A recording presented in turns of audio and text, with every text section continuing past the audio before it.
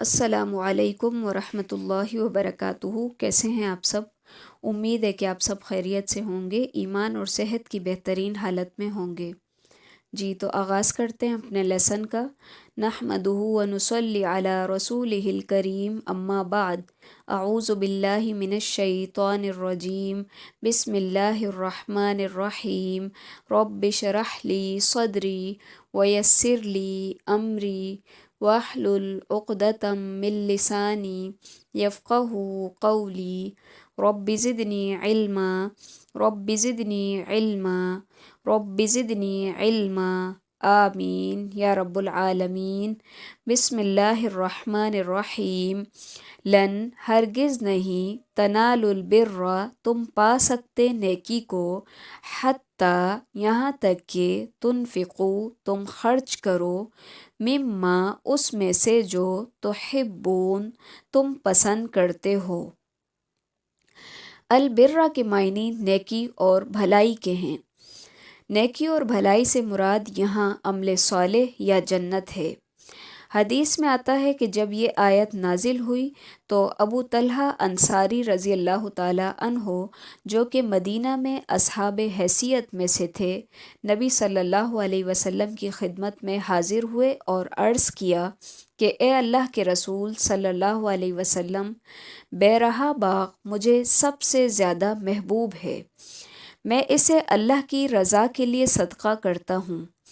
آپ صلی اللہ علیہ وسلم نے فرمایا، وہ تو بہت نفع بخش مال ہے،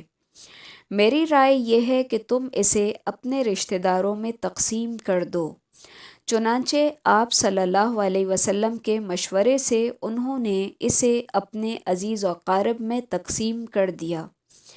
اسی طرح اور بھی متعدد صحابہ اکرام رضی اللہ تعالیٰ عنہ اجمعین نے اپنی پسندیدہ چیزیں اللہ کی راہ میں خرچ کیں۔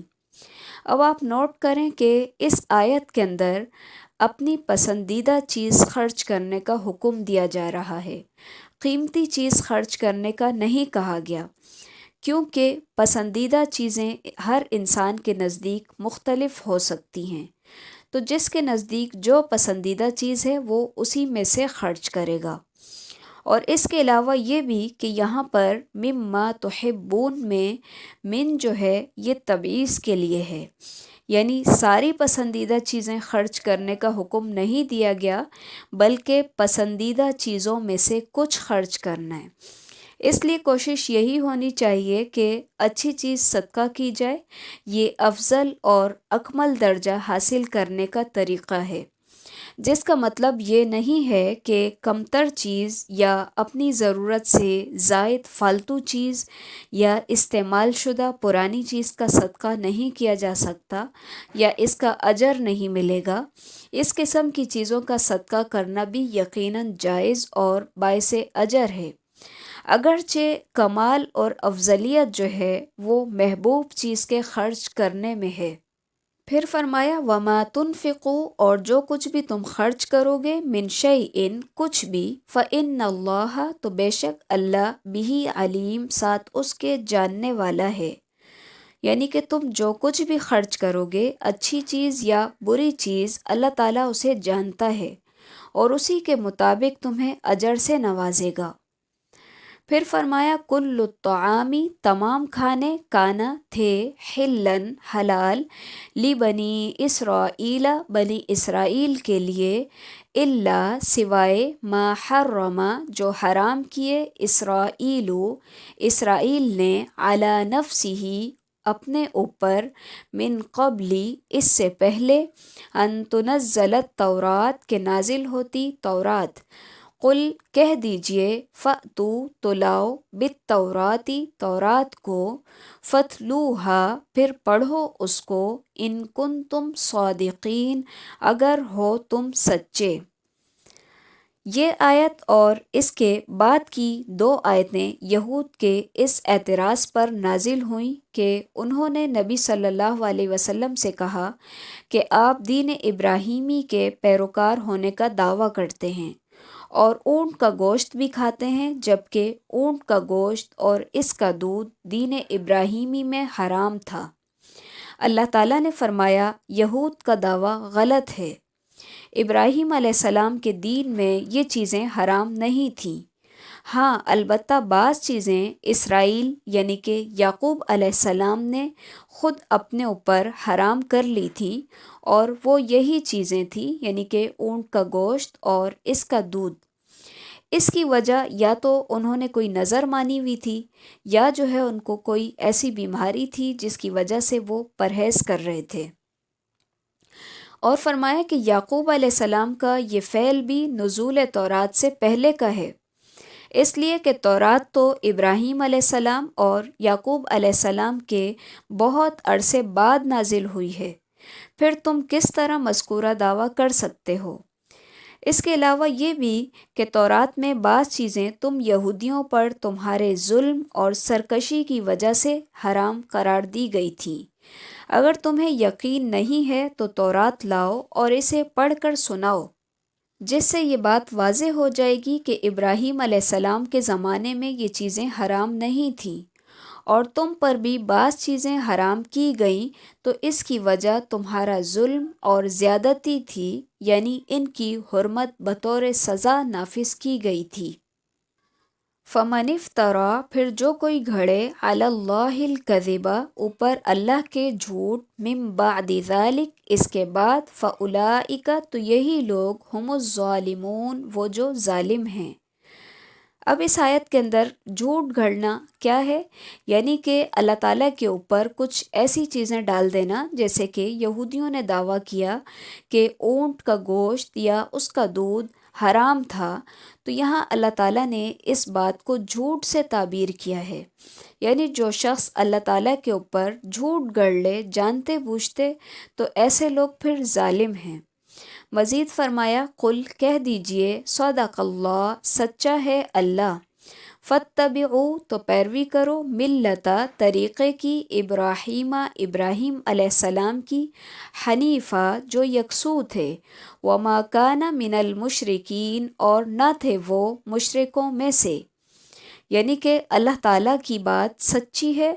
تو ابراہیم علیہ السلام کی ملت کی پیروی کرو، کیونکہ وہ مشرک نہیں تھے۔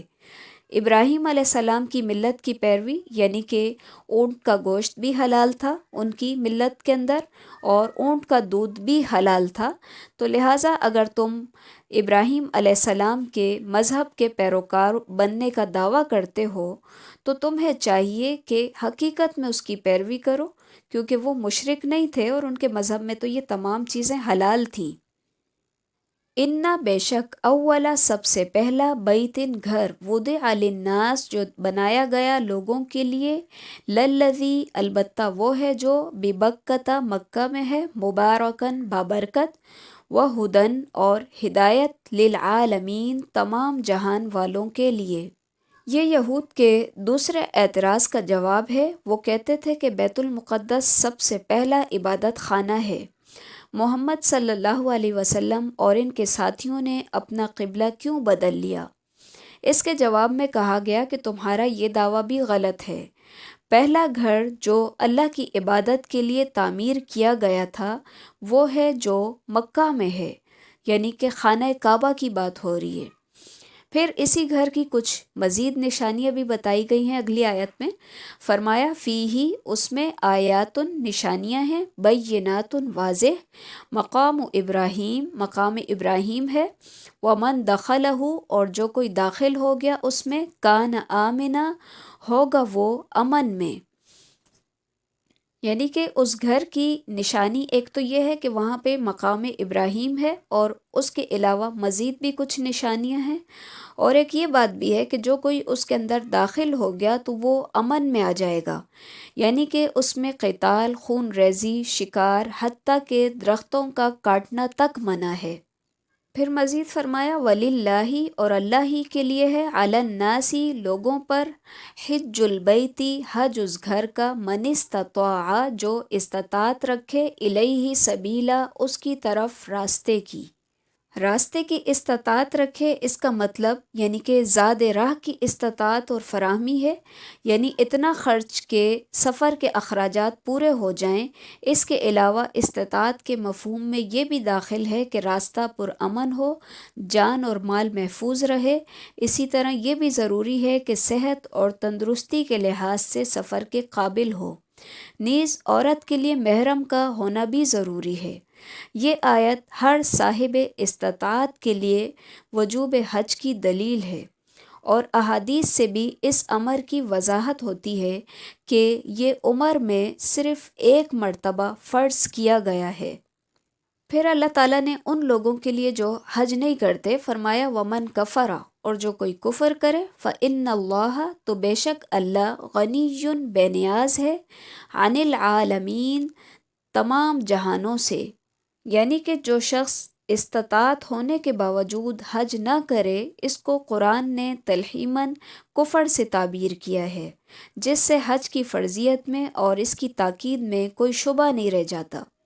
احادیث اور آثار میں بھی یہ ایسے شخص کے لیے سخت وعید بیان کی گئی ہے جو استطاعت کے باوجود حج نہیں کرتا۔